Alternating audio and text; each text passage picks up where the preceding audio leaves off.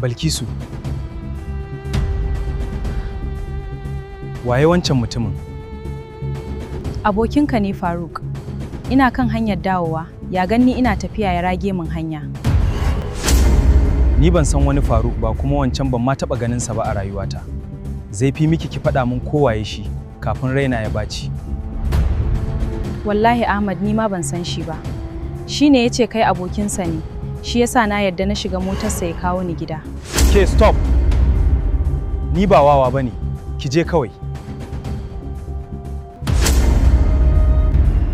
Ahmad, wallahi ba haka ba ne. Balkisu, ban yi tsammanin abin da na gani yau daga gare ki ba. Na baki amana da yarda, amma abin da na gani ya ɗaure min kai. Ba na nufin na ɓata maka rai, ka yarda da ni, don Allah.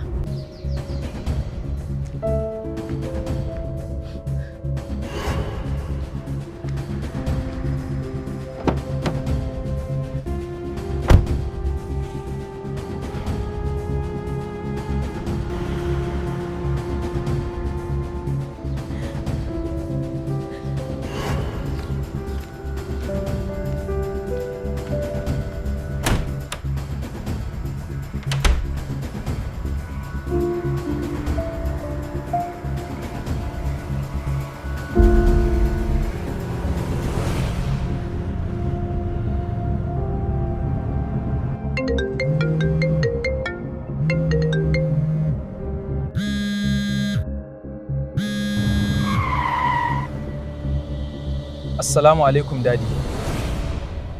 Ahmad, me kai wa Safiya? Yanzu haka tana kwance a asibiti, ba ta san inda take ba.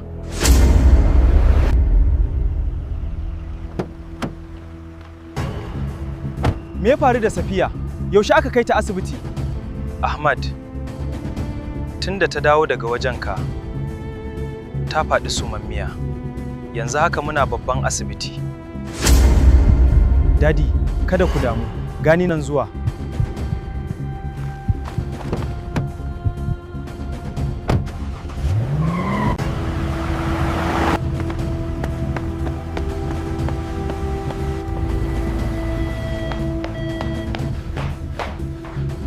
Safiya tana ciki, bata san ma mun kawo ta asibiti ba.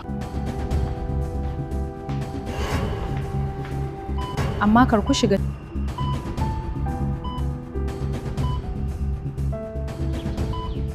Alhamdulillah, kamar yadda aka saba, yau ma akwai ɗaurin aure ɗaya da za mu ɗaura, wakilan ango da na amarya sai su matso kusa. An umarce ni in ɗaura auren Aminu da Zainab a kan sadaki na Naira 300,000. Allah ya sanya alkhairi, Allah ya khairi. Allah ya ba ku zaman lafiya. Guy, albishirinka, yau na fara gina tubalin burina na auren Balkisu, har ma da motata na kai ta kofar gidansu. Kai abokina, ta yaya har ka samu wannan dama? Na jefa wani bomb. Na gaya mata cewa ni abokin Ahmad ne. Trust me, yanzu duk inda Balkisu take, tana tunanina. Waye wannan Faruk ɗin? Me yasa ya yi min ƙarya cewa shi abokin Ahmad ne?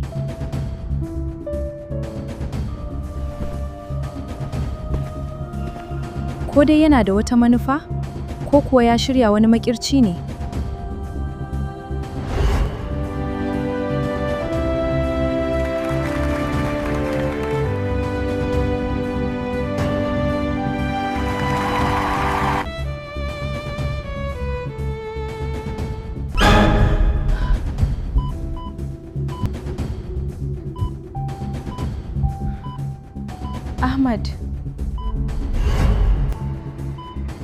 Ahmad, da gaske ne ka auri Balkisu?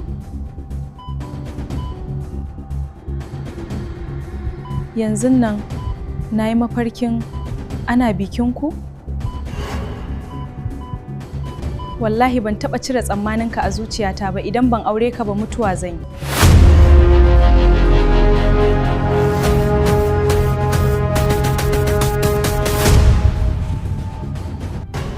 Yanzu abin da ya fi muhimmanci shine ki samu lafiya, ki kwantar da hankalinki. Na yi miki alkawari ba zan ƙara guje miki ba. Na gode Ahmad, wallahi yanzu ne zuciyata ta samu salama.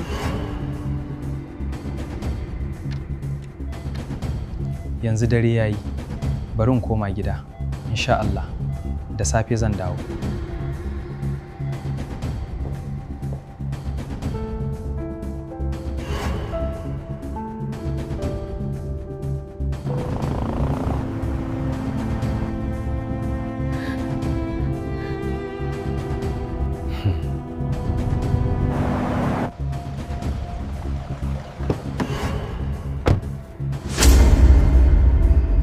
Assalamu alaikum, Balkisu, how are you? Kai malam, dakata. Waye kai, me kake nema a wajena? Waccan rana kai min ƙarya, ka ce min kai abokin Ahmad ne, amma Ahmad ya ce bai ma san ka ba. Really? Ahmad ya faɗi haka?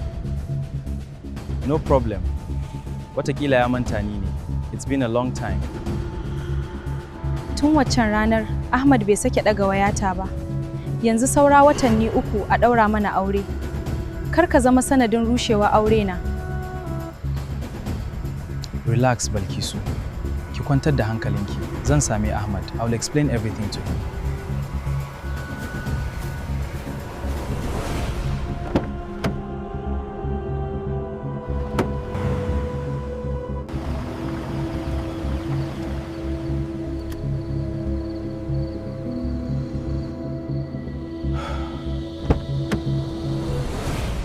Assalamu alaikum. Daga ina kake a wannan dare haka? Kuma me ya faru ne? Naga kamar ranka a bace yake. Baba, akwai wani abu da yake damuna. A yau, na yanke wata muhimmiyar shawara. To Ahmad, ina jinka. Allah ya sa lafiya. Faɗi abin da yake damunka. Baba, ina so a dakatar da maganar aurena da Balkisu.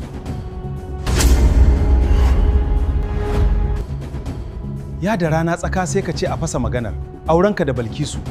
Me yasa? Me Balkisu ta yi maka? Baba, ba zan ce Balkisu ta yi mini wani laifi ba. Akwai abin da na gani wanda ya sa zuciyata ta kasa samun natsuwa. Kana tunanin rusa maganar aurenka da Balkisu abu ne mai sauki? To ka daina wahalar da kanka, domin tuni mun riga mun tsayar da magana. Ahmad, ka cire wannan magana a ranka. Wallahi wannan aure ba zai fasu ba. Mun riga mun yi magana da iyayen Balkisu. Ba zan bari a zubar mana da mutunci ba.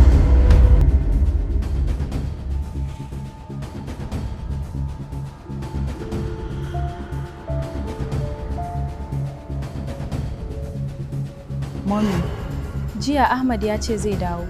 Safiya, ki kwantar da hankalinki. Kin san maza, wani lokaci aiki ne yake rike su. Hello, Ahmad. Safiya, da fatan kin samu sauki. Alhamdulillah, na samu sauki. Har ma an sallame mu daga asibiti. Masha Allah. Allah ya ƙara miki lafiya. An jima zan zo gida in duba ki. All right, Ahmad.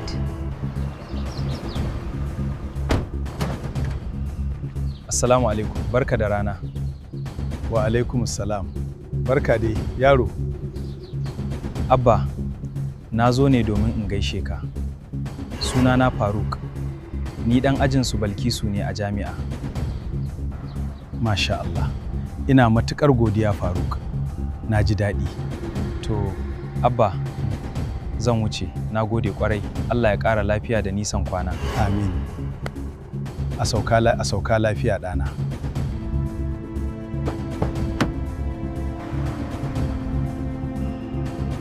Rasa ba. Balkisu, yanzu wani saurayi ya zo ya gaishe ni. Ya ce wai sunansa Faruk, kuma ɗan ajinku ne a jami'a. Abba, Faruk ya zo nan? Ya zo ne kawai. Wai domin ya gaishe, na ga tarbiyya da ladabi a tare da shi. Dan gidan waye shi? Abba, gaskiya ni ma ban san shi ba. sai dai muna haɗuwa a makaranta. Ko magana sosai ma ba mu cika yi ba.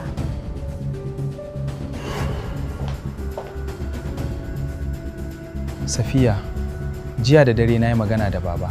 Na roƙe shi a fasa magana ga aure na da Balkisu, amma ya ƙi. Amma ki saurare ni da kyau, ko da duniya za ta taru a kaina, ba zan daina neman hanyar cika alƙawarin da na yi miki ba.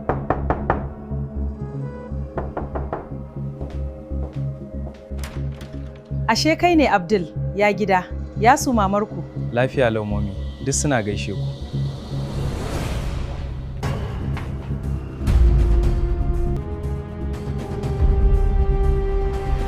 Abdul, sannu da zuwa.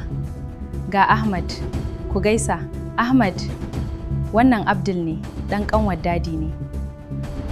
Safiya, dumama ce ta faɗa min baki da lafiya, shi yasa na ce bari in zo in duba ki. Alhamdulillah, jiki yayi sauki Abdul. Ya su mama, to momi, zan wuce Allah ya ƙara lafiya Safiya. Amin, mun gode Abdul, ka gaida mutan gida.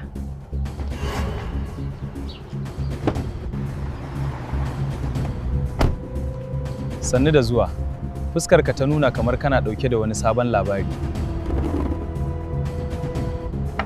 Abdul, lafiya dai? Tun da ka zo nake kallon ka, kamar akwai abin da ke damun ka. Haka ne Faruk, akwai wani abin mamaki da na gani yau. Yau na je duba lafiyar Safiya. Da na isa, sai na tarar Ahmad yana tare da ita. Safiya ta gabatar da shi gare ni. Ta ce shi ne mutumin da za ta aura.